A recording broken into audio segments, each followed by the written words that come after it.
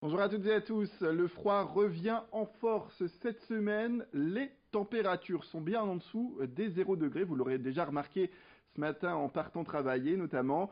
C'est un épisode très instable dans le ciel du Nord et du Pas-de-Calais, mais la neige en tout cas n'est pas de mise pour le moment. Rassurez-vous. Explication d'ailleurs avec les experts de la chaîne météo. Alors le risque de neige sur le Nord-Pas-de-Calais est plutôt faible pour ce début de semaine. Pourquoi? Puisqu'on surveille pour ce lundi un épisode d'intempéries sur le sud-est qui apporte pas mal de neige à basse altitude, notamment dans le couloir rhodanien entre le Lyonnais et Saint-Étienne. Et toute cette instabilité va remonter progressivement ce lundi soir au cours de la nuit de lundi à mardi. Et puis pour mardi, toute cette instabilité va tomber sous forme de neige, bien sûr. D'importantes chutes de neige sont attendues entre la région centre, les Ardennes, en passant par l'Île-de-France. Ça remonte, mais ça devrait s'arrêter là et ne pas progresser davantage. Et donc cette instabilité, ces chutes de neige ne devraient pas arriver jusqu'à chez vous, jusqu'au Nord-Pas-de-Calais. Et ensuite pour mercredi, toute cette neige va descendre progressivement sur la région centre ou encore l'Auvergne. À nouveau, chute de neige en prévision. Nord-Pas-de-Calais, vous l'avez compris, à l'écart donc de ces chutes de neige pour ce début de semaine. En revanche, attention, on surveille la journée de vendredi. Arrivée d'une nouvelle perturbation avec de l'air froid à l'avant, bien sûr, chez vous. Résultat, chute de neige possible. Pour l'instant, on est au niveau du risque sur le Nord-Pas-de-Calais pour la journée de vendredi. Être juré lors d'un procès, vous l'avez peut-être déjà été, vous le serez peut-être d'ailleurs un jour. Tout citoyen majeur peut être tiré au sort pour participer au jugement criminel. Alors ça se passe dans les procès d'assises, parfois pour des crimes très durs. Cet épisode peut donc parfois être particulièrement traumatisant pour ces jurés. Les tribunaux expérimentent donc aujourd'hui l'aide psychologique destinée à ces personnes. Cette expérience a d'abord été lancée dans le Pas-de-Calais et le Nord est le prochain département d'ailleurs sur la liste. Vincent Vieillard est allé voir le président du tribunal de grande instance de Saint-Omer, là où tout cela se passe pour le moment. C'est là que les premiers jurés bénéficient de ce programme. Beaucoup de jurés ont indiqué aux greffières avoir eu des difficultés à vivre ou à assimiler, à gérer les faits, notamment parce qu'ils personnalisaient les faits qu'ils entendaient dans leur vie intime. Et c'est un peu cette idée qui est venue nous rendre à l'évidence que les jurés ne pouvaient pas sortir d'un procès d'assises qui est une apnée en quelque sorte sans un accompagnement psychologique. À l'occasion d'un procès d'assises, des photos ont été passées de la victime, c'était des faits particulièrement horribles de meurtre d'enfants et le hasard fait que la petite victime était habillée avec un pyjama qui était le même que celui qu'il avait acheté à son enfant et qu'il a eu beaucoup de mal à vivre ça parce qu'évidemment la personnification des choses était constante au quotidien pour lui. Avis aux étudiants de la Côte d'Opale qui vont venir faire leurs études à Lille. Après 7 années de travaux et 24 millions d'euros dépensés, la nouvelle résidence universitaire Albert Camus a été inaugurée par le Crous à Villeneuve-d'Ascq. Toilettes et salle de bain individuelles dans le moindre petit studio, agencement remanié à la perfection, isolation flambant neuve, tout est là évidemment pour plaire à ces futurs étudiants.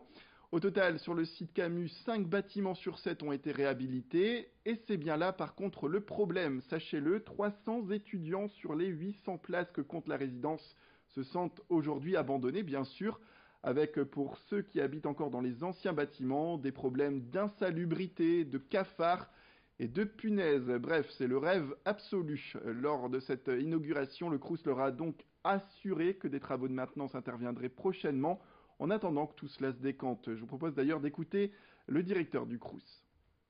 Il y a eu un échange entre le Crous et l'université de terrain.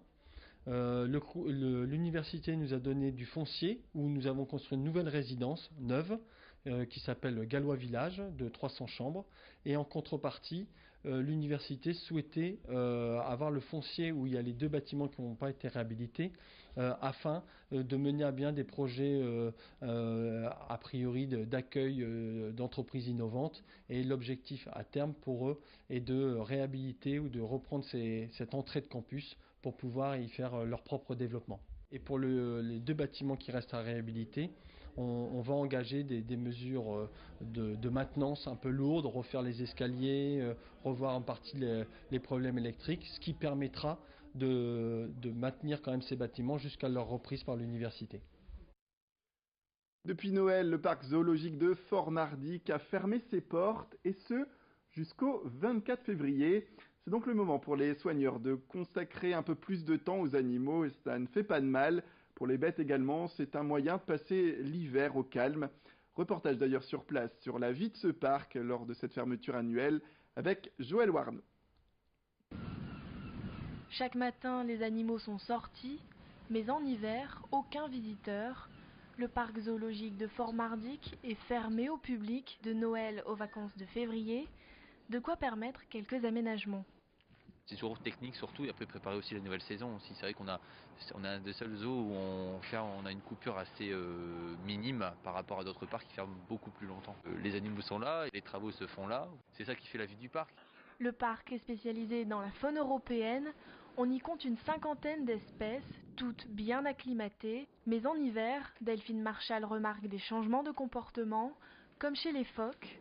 Ce jour-là, un seul était rentré au chaud pour la nuit. Nos phoques qui vont avoir tendance à, au contraire, moins venir pendant cette période de l'année. C'est une période où ils ont déjà fait leur réserve de gras pour l'hiver, donc c'est vrai qu'ils vont avoir tendance à avoir moins faim et du coup moins venir en session. Ils sont adaptés aux températures hivernales, donc pour eux ça pose absolument aucun souci. Avec la douceur de l'hiver, certains animaux se croient déjà au printemps. Ce qu'on remarque, c'est que la période de reproduction, elle va arriver un petit peu plus rapidement quand on a des températures plus douces, parce qu'ils vont croire que le printemps arrive un petit peu. Donc j'ai déjà remarqué là que les ours, ils commencent aussi un petit peu à chercher, alors que normalement c'est plus vers fin février que ça commence. En 2017, le parc zoologique a compté près de 100 000 visiteurs, un record depuis son ouverture. Voilà de quoi donner envie d'aller visiter ce parc, on le rappelle, pour sa réouverture le 24 février. C'est la fin de cette édition. Merci à toutes et à tous de nous avoir suivis. Restez avec nous, bien sûr, sur votre chaîne d'information. On continue tout de suite vos prévisions météorologiques.